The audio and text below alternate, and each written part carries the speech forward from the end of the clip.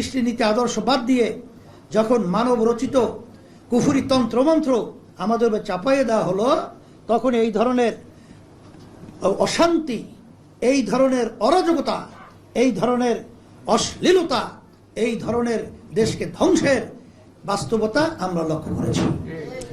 আপনারা দেখেছেন যে ওই নীতি আদর্শ যারা পালন করে, এরা দিনকে রাত্র বানায়, রাত্রকে দিন বানায়।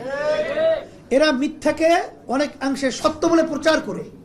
বারবার আপনারা দেখেছেন যে ইসলামী আন্দোলনের ব্যাপারে বর্তমানে তারা কিন্তু মিথ্যা বিভিন্ন অপপ্রচার চালায়, যে আমরা নাকি 15-15.5 বছর আওয়ামী লীগকে হাত পাখা দিয়ে বাতাস করেছি।